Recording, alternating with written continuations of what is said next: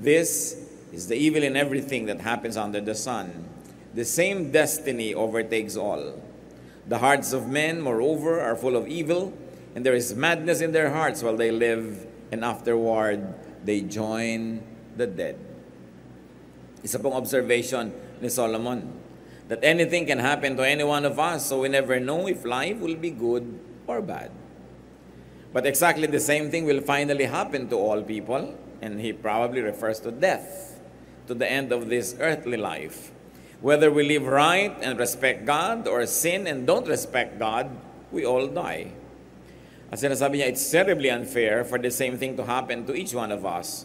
We are mean and foolish while we live, and then we die. So Solomon takes note that God has power over everyone, that the wise and the righteous are not exempt from God's dealings, from life's troubles and harshness, or from the same randomness of good luck and bad luck. Dito po napakalinaw ng pagtuturo ni Solomon tungkol sa mga pangyayari. Paano mo nga naman ito ipapaliwanag na hindi naman lahat ng mabuti ay mabuti ang nangyayari sa kanila agad-agad?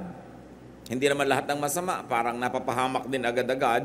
Sabi niya, may mga bagay na hindi natin maintindihan.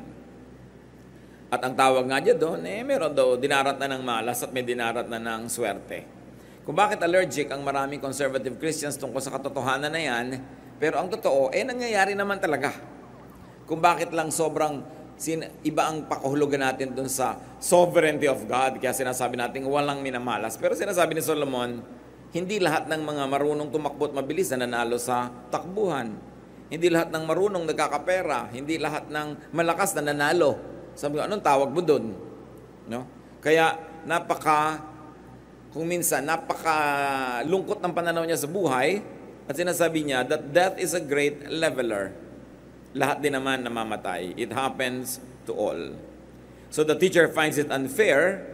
In fact, the teacher wants better treatment for the good, yung good people. But there's one trouble with that idea, because there is no one really good enough. Kung ang gusto ni Solomon, yung mga mabubuti, maganda ang treatment sa kanila ng kapalaran, at yung masasama, pangit ang treatment sa kanila, sino ba naman kasi talaga yung mabuti? Baka walang mag-qualify. Kaya kung tutuusin, lahat nga ng tao ay pinapalad pa, kasi hindi lahat ng mga kasalanan natin ay tinatanggapan natin ng sapat at ganap na parusa. Marami sa atin humihingi tayo ng justice from God, mag-ingat-ingat tayo dyan, dahil baka nga ibigay sa atin. Justice means the good is rewarded, the bad is punished. At kung minsan kasi selective lang ang ating pagtanaw, ang nakikita lang natin the good that we do, we forget the bad that we do, so we seek God's justice. Kung paano ka ibigay nga sa injustice that all the bad things you do get punished? Baka mas marami pa yan kaysa sa good. Kaya pasalamat nga tayo that God is not always just, but in fact God is merciful. That God is more merciful than He is just. Marami siyang pinapatawad at marami siyang pinapalampas. At napakabuti niya kahit kuminsan ay hindi naman tayo mabuti. Ecclesiastes 9:4-6. Anyone who is among the living has hope. Even a live dog is better off than a dead lion. For the living know that they will die, but the dead know nothing. They have no further reward, and even the memory of them is forgotten. Their love, their hate, and their jealousy have long since vanished. Never again will they have a part in anything that happens under the sun. This isn't a bleak look at death. Ang tinitingnan dito ni Solomon, yung physical, earthly death. At sinasabi niya, kung nabubuhay ka pa, may pag-asa ka pa. Kaya mas mabuti pa kung aso ka na buhay kaysa leon ka naman na patay. Sabi niya, yung buhay, at least alam pa niya na mamamatay siya. Pero yung patay, sabi niya ganon, wala na yung consciousness na nangyayari dito sa earth. Siyempre, nag-iba na yung consciousness mo. That in a twinkling of an eye, you're changed. You go back to your spiritual form. You get detached from your body. Kaya parang damit na hinubad mo lang yung katawan mo pag namatay ka, hindi na ikaw yon, yung naiba ka na. Kaya sinasabi ni Solomon, kaya pag namatay ka na, wala ka ng consciousness tungkol dito sa lupa. Hindi ka na nakikialam tungkol dito, iba na ang iyong pinapahalagahan. Ang mga pag-ibig mo daw, ang mga panibugho, ang mga passions mo, wala na. hindi ka na muling makakasangkot sa mga nangyayari dito sa lupa. So what's the teacher's take on life and death? That life offers hope and chances. Basta buhay ang tao, may pag-asa. Kaya sabi, kahit aso ka, basta buhay, mabuti pa kaysa leon ka na patay. Life is better than death, no matter how great the going and the death is.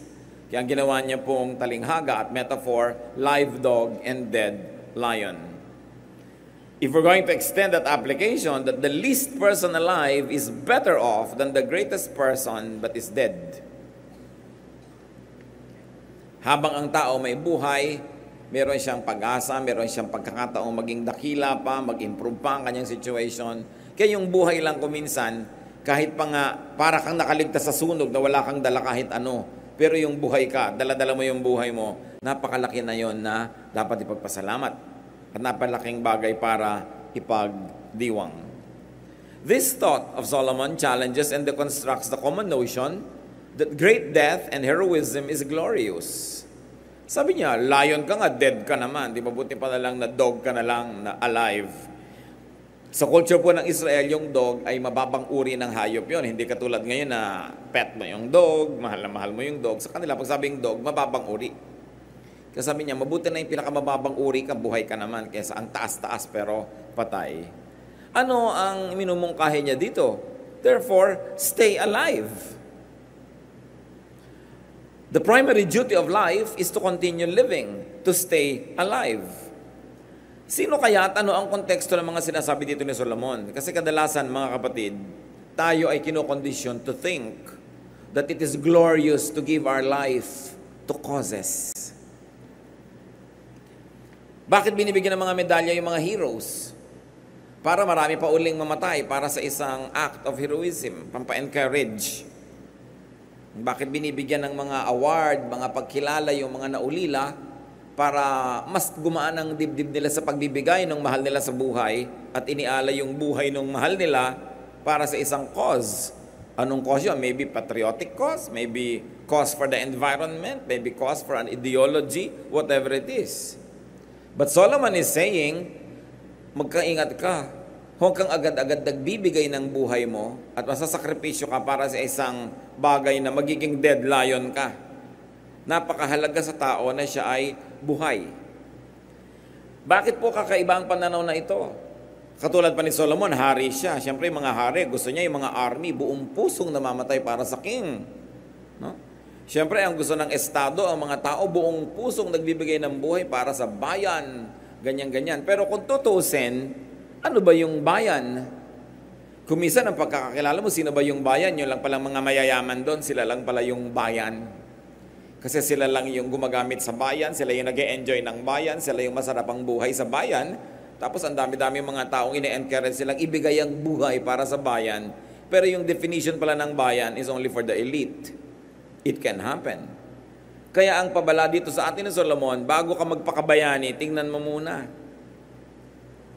Kung ikaw'y batang-bata at napasali ka sa isang ism, isang ideology, isang fraternity pa nga minsan. Frat war. Ibibigay mo yung buhay mo para doon sa fraternity, para sa broad. Pagkatapos maaalala ka lang naman nila, wala pang isang taon o 3 or 5 years. Tapos yung mga broad mong buhay, natuloy na buhay, nagkaroon ng asawa, anak, nagkaroon ng buhay na mahaba, ikaw matagal ka nang nakalibing, namatay ka para kay Brad. No? So, pinapaalala natin dito, kanino mo binibigay ang buhay mo? Kasi madalas po ang mga tao ay inuuto para ang buhay nila, ibigay nila sa kung ano-ano mga causes. Pinipili lang natin kung ano yon. Kung minsan yan hindi na pala uso yon at namatay ka para doon, tapos hindi na uso ngayon. Pero hindi ka na natuloy na nabuhay. Kung 17, 18 kang namatay, hindi mo na naranasang magkapamilya, magkaanak, magkaapo. May monumento ka nga, pero alam mo ba na may monumento ka? Patay ka na nga. No? Hindi natin binabaliwala, mga kapatid, yung nagbibigay ng buhay para sa mga very, very noble causes. At patuloy natin sinasariwa ang kanilang memory. But with due respect, kahit pa ikaw yon at tamang-tama yung cause na pinagbigyan mo ng buhay mo, ang totoo nun, patay ka na rin. At hindi mo na rin alam yon. At kung minsan nagiging unfair ka, halimbawa sa nanay mo, sa magulang mo, ang aga-aga mong namatay, hindi ka malang nakapaglingkod sa kanila, hindi mo man lang sila namahal. O kaya naiwan mo agad ang asawa mo o mga anak mo dahil yung buhay mo ibinigay mo para sa kung anong cause. Hindi ko sinasabing huwag tayo magpakabayani, pero piliin ninyo kung alin ang mga karapat dapat na pag-alayan ng buhay. Because you live only once on this earth. Oras na lumampas yun, tapos na, wala ka ng second chance. So choose what to live, and very especially choose what to die for. Because death can be so meaningless, sayang. Especially when it's not for your loved one. Ang buhay ni Jesus, namatay para sa atin, kasi mahal naman niya tayo, so hindi yun sayang. Kasi para naman sa kaligtasan natin yun. So yung mga buhay din na nasa-sacrifice para sa buhay ng mga mahal niya sa buhay, lalong-lalo kung para sa kaligtasan ng ating kapwa, for the extension of God's kingdom and God's goodness, it's worth it. Pero konting-konti yung mga worth niyan. Meron pa nga mga babaeng mamamatay para sa nobyo. No? Pero 19 ka lang kasi kaya ginagawa mo. Pag 29 ka na, hindi mo nagagawin yan. Kasi mo, ay, bahala ka sa buhay mo. No? Siyempre, kailangan medyo bata ka para idealistic ka. Tapos namatay ka para sa nobyo mo, talagang binigay mo sa kanya ang lahat-lahat. O namatay ka na, tapos mag-aasawa na siya, magkakaanak, magkakaapo, ikaw, isang ala-ala. No? Siguro tumutugtog ang piano pag naaalala ka niya, pero wala ka na. Bagamat kung napunta ka sa Panginoon, may ibang buhay ka na doon, pero wala ka na rin dito. Hindi mo na nalasap ang dapat lasapin. So, be careful what you would like to die for. Not even for the king or not even for the state. It depends on the state. Anong klaseng state? Anong klaseng bayan? Anong klaseng pamahalaan? Ang pagbibigyan mo ng iyong buhay. Habang nagbibigay ka ng buhay mo, nagpapasasa pala yung iba sa dugo na isinasakripisyo mo. Kaya ang itinuturo ni Solomon dito, hindi sa huwag pahalagahan yung mga ganyang bagay, kundi ang buhay napakahalaga. Dapat hindi ka madaya, hindi ka malugi, at hindi ka madaan sa propaganda o pambobola ng mga makapangyarihan na gusto ka lang gamitin para sa kanilang kapakanan. In other words, don't be a needless hero. Don't die a meaningless death. So what's the teacher's take on death? That death ends earthly consciousness, earthly feelings and involvement and participation. Pag ang tao namatay na, putol na ang relasyon niya sa mga bagay na makalupa. Kaya maniniwala ka ba naman na may taong namatay, babalik pa para ituro kung nasaan yung naiwan niyang kwentas? Halimbawa, nagpunta ka sa hell, papayagan pa bang umalis doon para ituro mo lang kung nasaan yung kwentas? O kung nado ka na sa piling ng Diyos, nasa heaven ka, aalis ka pa ba doon para lang ituro mo yung kwintas? So, hindi ganon. Hindi tayo na-involve sa ganong mga maliliit at mabababaw na bagay. What are the other implications? That death releases people from earthly cares. Not that you don't care, but you are released from earthly and heavy burdens of caring. Death disconnects people from earthly concerns. Anong application yan, mga kapatid? Live while alive. Mahilig ka palang kumain ng siniguelas, kumain ka na ng kumain ngayon kasi pagka sumakabilang buhay ka, wala na yun. Gusto mo palang mahalin yung nanay mo, yung mahal mo sa buhay, mahalin mo na kasi pag sumakabilang buhay ka, o siya, hindi mo na siya mamamahal. Gusto mong paglingkuran ng mahal mo sa buhay, maglingkod ka na ngayong may sakit. Kasi pagka siya sumakabilang buhay na, kahit lagyan mo ng bulaklak yung puntod niya araw-araw, hindi na niya concern yun. Kaya habang kaya niyang tanggapin yung pagmamahal mo, ibigay mo na. At habang kaya mo magmahal, magmahal ka na. Para kung sakasakali na ikaw ang sumakabilang buhay o siya, wala kang pagsisisi. Kasi sasandali ang buhay. At hindi naman nagpapaalam yung mga namamatay. Bihira yon. Diba? Minsan biglang-bigla ka. Akala mo magtatagal pa. Gagawan mo pa sana ng paraan. Ipagpaparty mo pa sana yung nanay mo. Pero umurong na ng umurong dahil ngayong taon tinamad ka o next year, umurong na, namatay na bigla. Hindi mo na maipag-party. Kaya sabi nga, kung may mamahalin tayo, may gagawin, gawin na. Dahil pag naputol na ang buhay dito, may ibang buhay na pagkakaabalahan yung tao, yung espiritu niya.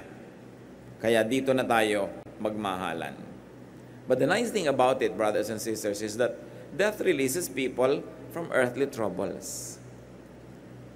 Napapawalan tayo, lalo't hirap na hirap ang katawan at may sakit. Lalo't alam mo ang espiritu ay babalik na sa Diyos. Ayaw mo man, pero niluluwagan mo ang loob mo, pinapayagan mo na. At nang sa ganon ay makalaya na rin sa mga hirap. Ano nga ba naman ang saysay na nabubuhay kang puro hirap yung katawan mo?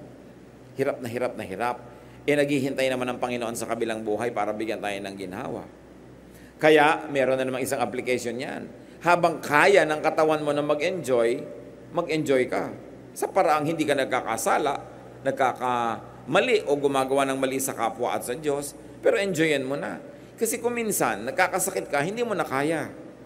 Kung minsan, hindi mo na kayang kumain.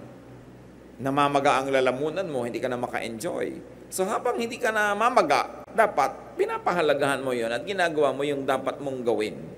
Habang nakakalakad ka pa, mamasyal ka ng mamasyal. Kasi kung minsan ang tao, ayaw man yan, napaparalyzed. Mabuti ng mabuti kung may wheelchair ka at may mga magbubuhat sa'yo. Pero kung wala, kaya ang mabuti, habang kaya ng tao, hindi niya ipinaghihintay ng matagal yung kanyang paglasap ng ligaya na Diyos din ang gustong magbigay sa kanya. Nagsisave ka, yes. But don't save too much na tuloy hindi ka na nag-enjoy today, hindi ka na nag-enjoy next week, hindi ka na nag-enjoy next month. Kasi ang pinagsasavean mo, retirement 20 years from now. Pwedeng dumating yun, kung hindi. Kung ika 19th year, sumakabilang buhay ka, di wala ka lang na-enjoy doon. So ano po ang buhay na magandang i-apply natin dyan? Kasi si Solomon, very practical yung wisdom niya. Meron akong income ngayon, magsasave ako ng konti para sa future, gagastos ako ng konti ngayon. Para kung hindi na dumating yung future, hindi na ako nalugi kasi nag-enjoy na ako ngayon. Ngayon, kung dumating yung future, hindi rin ako lugi kasi nag-save naman ako para doon. Kailangan, everyday meron kang kasiyahan, meron kang pang isang linggo na kasiyahan na once a week, ina-enjoy mo yan. Merong once a month, merong once a year. Pero hindi yung puro hirap, iniipon mo lang lahat yung saya mo sa dulo. Kailangan a little of everything. A little work, a little suffering, a little enjoyment is experienced every day. If not, at least every week. Para ang buhay na a-appreciate natin. Pag tayo'y sumakabilang buhay na, iba na ang ating pagtutuunan ng pansin. Kaya ang sabi ni Solomon sa Ecclesiastes 9:7-10, "Go, eat your food with gladness, and drink your wine with a joyful heart. For it is now that God favors what you do. Not yesterday, not tomorrow, now." Yun pong now, mga kapatid, ang bilis lumipas. Maya-maya lang, tapos na tong now na to. Promise.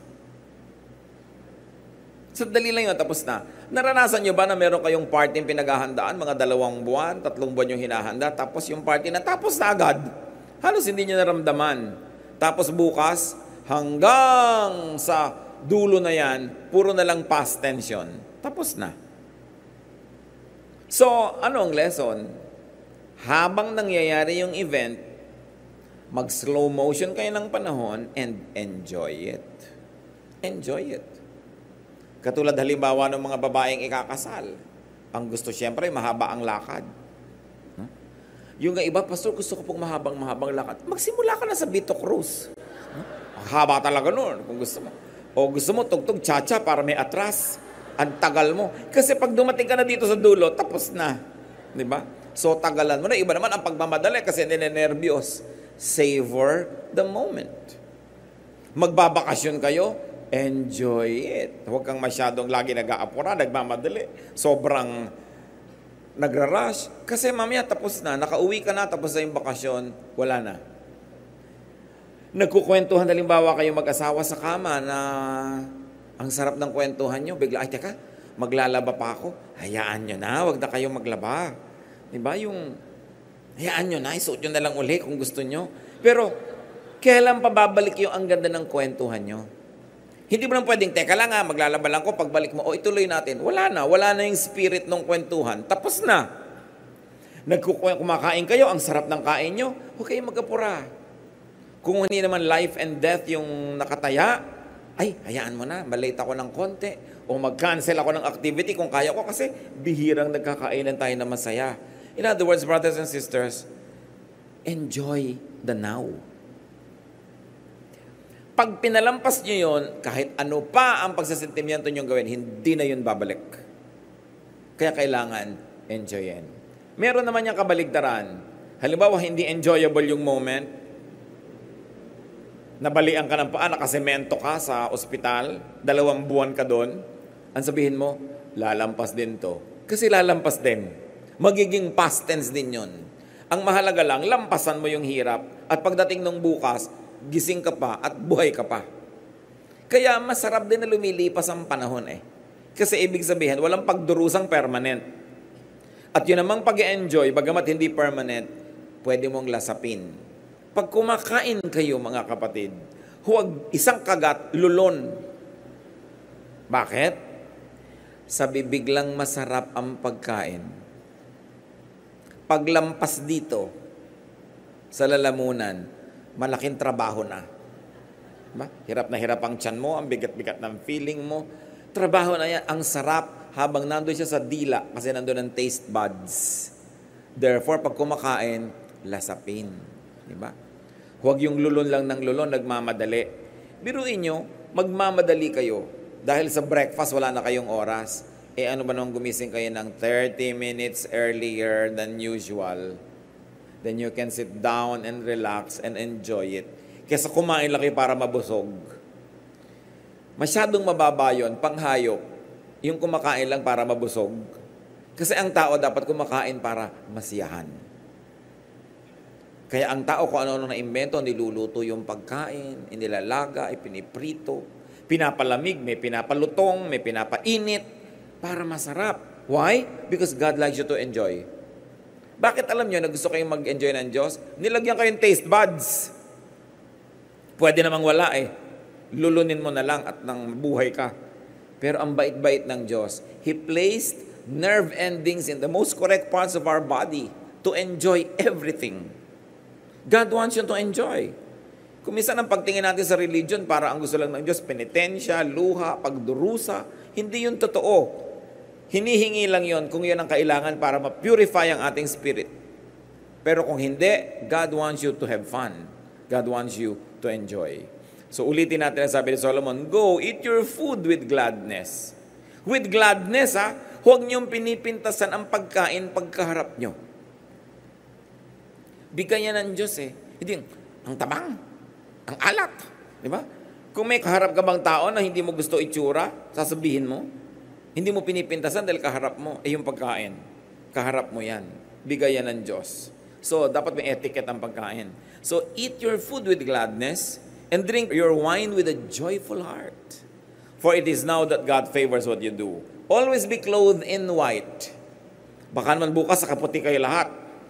Kasi white, sa Israel ang init-init kasi desert. So, yung white, yung linen na white, ang sarap sa katawan. So, ibig sabihin lang niya, kung ano yung masarap sa katawan mo, yun ang isuot mo. Hindi yung ang girdle mo, talagang hindi ka na makahinga para ka lang magkabewang. Ano mo ba yung bewang? Di ba? Baka hawakan lang yan ng mga dumadaan. Ngayon, kailangan komportable ka. Yung nakasapatos ka, galit na galit yung muscle mong ganyan, nangangunyapit ka na dahil natutumba-tumba ka na. Bakit mo papahirapan ang sarili mo? Sabi ko noon, always be clothed in white. Meaning, be comfortable. And always anoint your head with oil. Ngayon, sa atin, mahirap yan nag-anoint ng oil. Mainit sa atin malagkit. So, iba yon. Ibig sabihin siguro, magbimpo ka ng mukha, mag-refresh ka. Ang gusto lang dito ni Solomon, gumana yung pakiramdam. Kailangan masarap ang pakiramdam mo. At sabi niya sa verse 9, enjoy life with your wife, whom you love, all the days of this meaningless life that God has given you under the sun. Remember, enjoy life with your wife, hindi wife ng iba. Your wife. Sabi niya ganon, for this is your lot in life and in your toilsome labor under the sun. Whatever your hand finds to do, do it with all your might. For in the grave where you are going, there is neither working, nor planning, nor knowledge, nor wisdom. Sabi niya, ano man ang ginagawa mo, enjoyan mo. Hindi yung kakainis, laba ko ng laba. Yung, gagawin mo rin. Hindi ka pa nag-enjoy. Kung yung mga bula, hinihipan-hipan, nag-e-enjoy ka.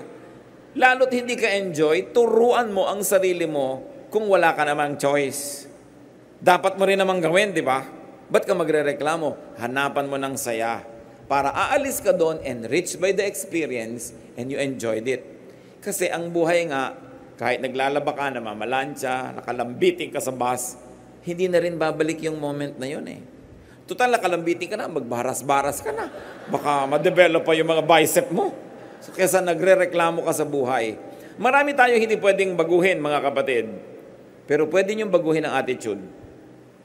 Pag binago mo yung attitude mo, what used to be torture can now become enjoyable. And it can become an enjoyment. Kaya sabi niya, dress up, comb your hair, look your best. Life is short. So better enjoy it. At ito ang dapat mong gawin. Pag may ginagawa ka, do your best. Ang trabaho ba, alam niyo mga kapatid, is an act of worship. Work is an act of worship. Akala niyo yung worship, yung hallelujah, hallelujah lang, yung mga pa taas-taas ng kamay, pakanta-kanta. Well, that is worship. But when you work, you also worship. Because God is the author of work. So pag may tumingin sa trabaho mo, ang ganda naman ang trabaho, nawa-worship ang Diyos kasi Diyos ang Diyos ng kagandahan. Hindi, sino bang gumawa nito? May tiniklop kang damit, parang tinapakan. Sino nagtiklop nito? Hindi mo na papurihan ng Diyos noon. Sino nagluto nito? Walang kakwenta-kwenta. Ngayon, kung mag-uulam ka lang, tuyo at kamatis, sa nakatambak lang doon, wala namang kalatoy-latoy. Kung may formation siya ng konti, yung kamatis mo, hiwa-hiwang parang bulaklak, sumasaya ang kainan ninyo. You enjoy the moment. Kung hindi kayo nag-enjoy sa buhay, mga kapatid, kasalanan nyo yan. Kasi tayo ang umiimbento kung mapapaganda natin o hindi ang isang bagay. So because people die, according to the teacher, you should be happy. You should enjoy life's elements. You should look good. Enjoy with your partner. And work passionately to enjoy it while still alive. Always make an effort to look good because looking good is a ministry. Because when people look at you, nagagandahan sila, nag-minister ka sa kanila. Because God is God of beauty. So inaayos mo ang sarili mo. Kung pwede mong i-coordinate naman yung kulay mo para magandang tingnan. Hindi naman yung checkered yung pang-itaas, bulaklakan yung shorts mo, tapos stripe yung shoes mo. Para ka nang naglalakad na gubat. Minsan nalalaki ng mga checkered ng damit mo, napagkakamalang ka naglalakad na bintana. Yung ibabagay mo naman sa sarili mo para gumaganda ka lalo. It's a ministry. Ang daming ugliness sa buhay. It's a treat to people when they look at you and they like what they see. Lalong-lalo sa inyong asawa. Diba? Yung mga iba naman dyan, kung kailan nasa labas, tsaka kay ganda-ganda. Kung kailan kaharap ng asawa, nando lahat ng putik sa mukha, mga baterya sa ulo, lahat ng mga nakakabit sa katawan. Ang kasama yung asawa. Kanino ba kayo magpapaganda? Siyempre, sa asawa nyo, hindi dun sa mga tao sa labas. So, yun ang number one audience nyo, yung partner nyo sa buhay. Hindi yung pagkakaharap nyo siya, wala kayo, nasa baso lahat ang ngipin nyo. Di ba? Tapos pagkakaharap ang iba, parang perlas yung mga ngipin ninyong ganyan. You choose your audience and you minister to those that love you the most. It is important to give them our best manners. Napakahalaga na, lalo yung mga mag-asawang matagal na, hindi na halos nagbibihis, hindi na nagpapaganda sa harap ng asawa. Maraming mga husbands, hindi na nagtututbrush bago matulog. Complain siya ng maraming wives, husbands. No? Ang kuko, ang dumi-dumi, ang higa nila, grasa-grasa, lalo kung naglinis ng kotse. Dapat ibinabalik niya yung lagi na para kayong binata't dalaga, para laging exciting ang samahan. Magising ka man ng 2:00 ng umaga at tinignan mo yung katabi mo, hindi ka nagugulat. Lalo tinatamaan ng liwanag ng buwan. Kailangan inspirasyon. This is life. Ay, yung mga may partner sa buhay, gift yan ng Diyos. Yung mga wala, it can also be a giftedness. Pero yung meron, gift yan, enjoy it, hindi tinatoto. Eto na naman to, dumating.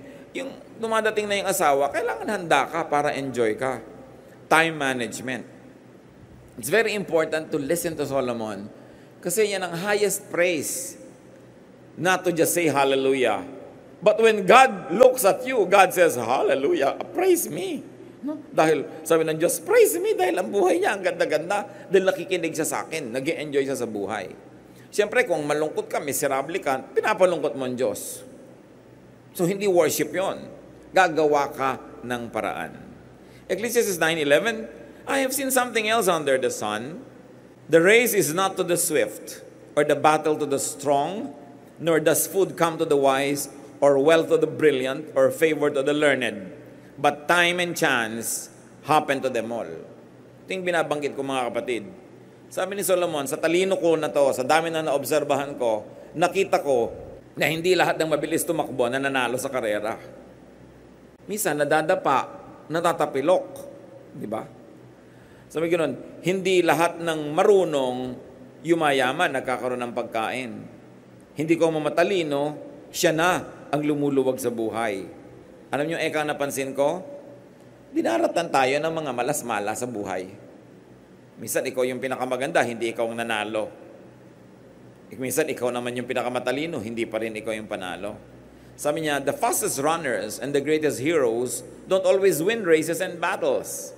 Wisdom, intelligence, and skill don't always make you healthy, rich, or popular. We each have our share of bad luck. So anong logic nun? That logic doesn't work all the time. Kung nagtatanong ka, bakit ganon? Bakit ganon? Sabi ni Solomon, ganon talaga. Hindi laging yung inaasahan mo ang mangyayari. Maraming dapat ang hindi nangyayari. Because good luck, bad luck, randomness, and chance all happen. Nasaan ang sovereignty doon ng Diyos? Nandun. Kasi ayaw din ng Diyos na alam mo na lahat ang mangyayari. Hindi ka na laging aasa, mananalig, lalapit sa Kanya. Pero dahil nga ganun, na kumisan, sinikap mo na ang best, hindi pa rin ikaw yung best, always do your best. When you do your best, the best will probably not always happen, but there is one thing sure, the worst won't. It's not a guarantee that the best will always happen when you work hard, but there's something guaranteed that the worst won't happen to you. Probably hindi lang best ang nangyari, maybe second best, maybe good, but definitely not the worst when you keep doing your best. Accept the fruits of your work, accept your fate kung kailangan. And when having a very difficult life, ang magandang attitude, sabi mo, since there are no logical basis for things, even what's happening now can change to my favor. Mag-abang ka lang. Maghintay ka, manalig. Be alive when the good days come. Ecclesiastes 9:12, moreover, no man knows when his hour will come. As fish are caught in a cruel net, or birds are taken in a snare, so men are trapped by evil times that fall unexpectedly upon them. Yung ibon na lumilipad-lipad, alam ba niya kung minsan bigla na lang siyang tatamaan ng bala? Pero alam nga namang dahil baka siya tamaan, hindi na siya lumipad kahit kailan. Yung mga naglilipara mga ibon, alam ba nila na biglang pumasok pala sila sa isang net? Yung mga isda, ang dami-dami nila nagsuswim, hindi nila alam na sumusuot na pala sila sa baklad, mahuhuli na pala sila ng fine net. Hindi mo alam. Sabi nga nila, the early bird catches the worm. E paano kung ikaw yung early, pero ikaw pala yung worm? O di nahuli ka ng early bird? Kung naging late ka na worm, hindi ka nahuli ng early bird. Kaya lang, hindi mo naman alam kung kailan ka magiging worm o bird. So early ka na lang lagi. Dahil mas marami yung pagkakataon na ikaw yung maging bird. In other words, none of us know when we might fall victim to a sudden disaster. And we can find ourselves like fish in a net or birds in a trap. Minsan may ang yaman-yaman, biglang nagkaroon ng reversal.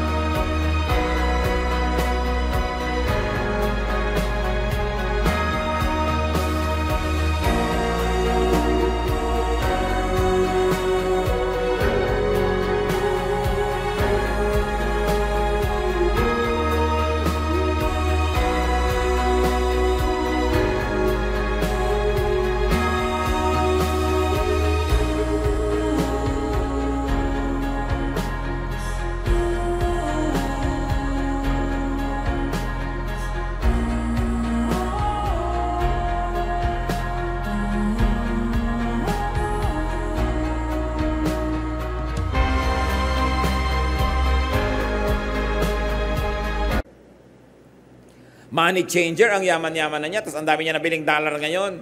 Dami-dami, biglang bumagsak ang dollar bukas. Hindi mo alam eh. No? Hindi mo alam. Nagtayo ka ng negosyo, kailangan ng pagkarami-raming kuryente, biglang naubos ang kuryente, brownout lagi, naghirap ka. Ayun namang mga may negosyo, bigla ng generator, nagyamanan. Kung may tragedy, laging may umaasenso dyan. Ang mga kalugihan, kapakinabangan lagi ng iba. Because the world runs in balance. Hindi mo lang alam kung sino ka doon sa mga dadapuan ng ganda ng buhay o dadapuan ka ng hirap. So, anong dapat dyan? Be careful but not too careful.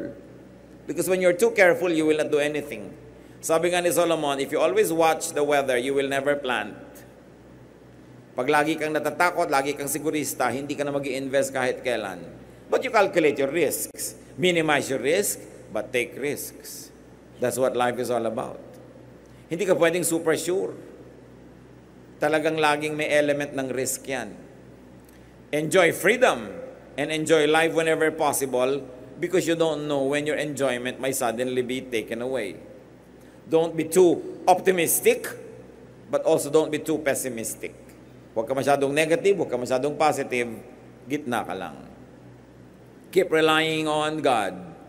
And because bad times can fall on anybody, listen, brothers and sisters, be good to those who fall on bad times.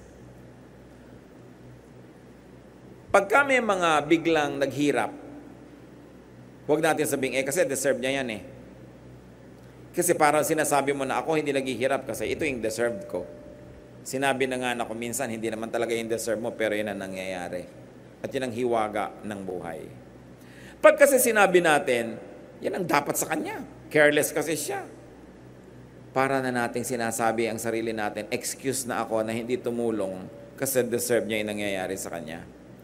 And most of the time, when we say that, brothers and sisters, may kapatid ka, pinsan ka, mag-anak na biglang naghirap. Sabi mo, kasi ang yabang-yabang niya eh. Nung araw, gastos siya ng gastos. Tiyakin nyo lang na hindi nyo ginagawang excuse yun for you not to help.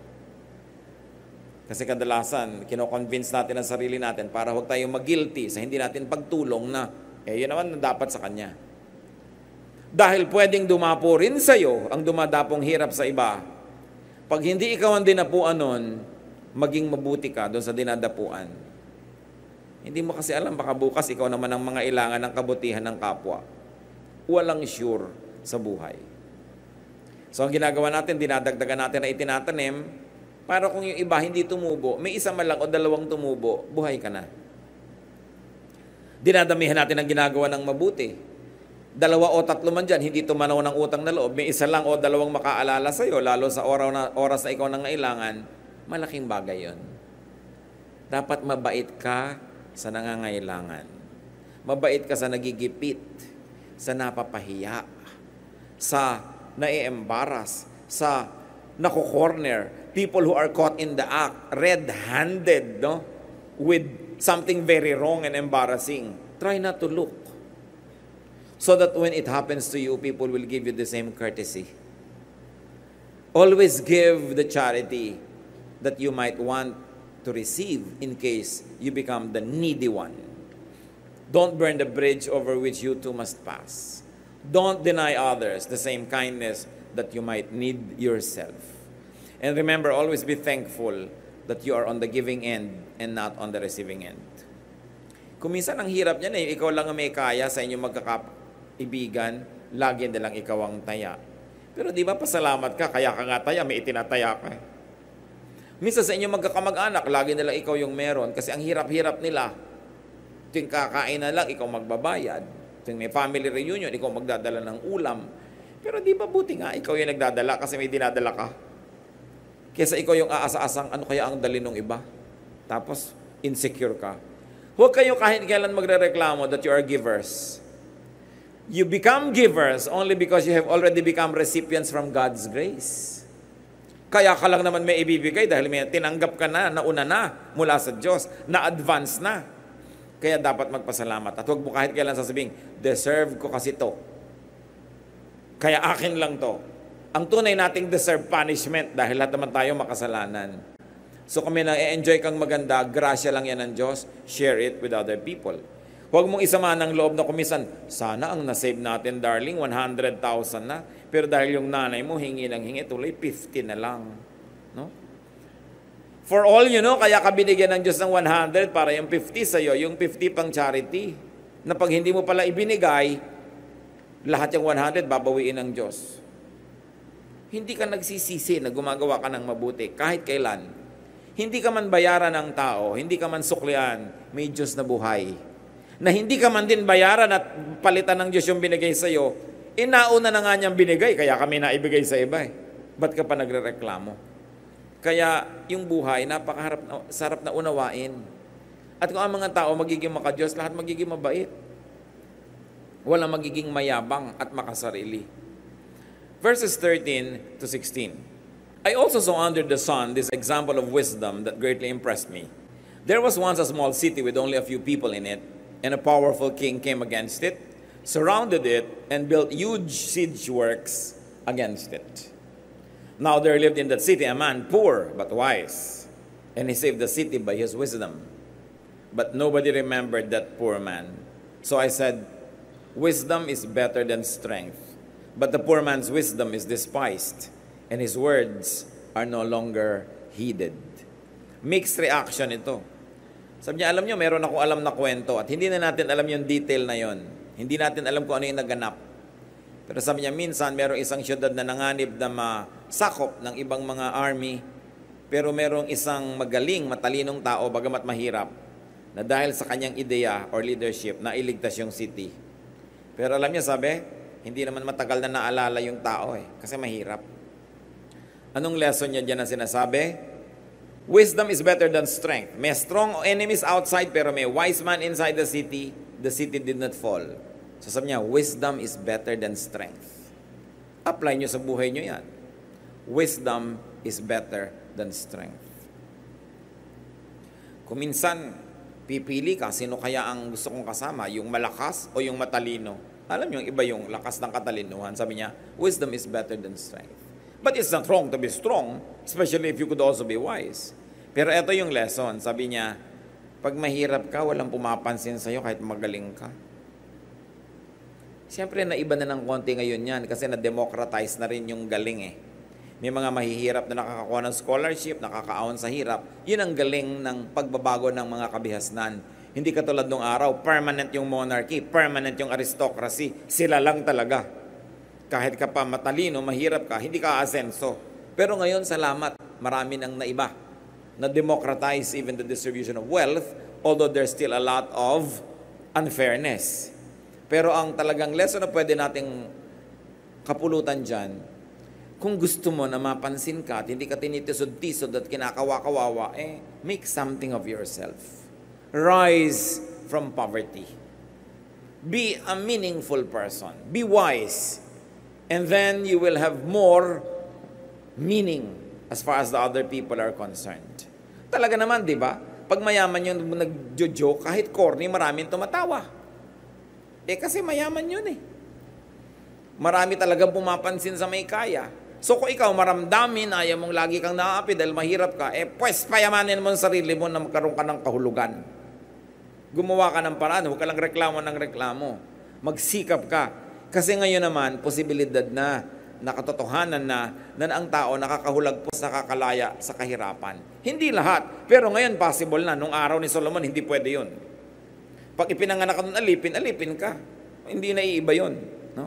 Pero ngayon, possible. At napakarami nating mga kilala, magamat hindi ko minsan personal, pero alam natin dahil naging mga sikat sila, galing sa hirap. Pero yumaman. Pero titiyakin nyo naman na ang pagyaman nila, malinis ang paraan.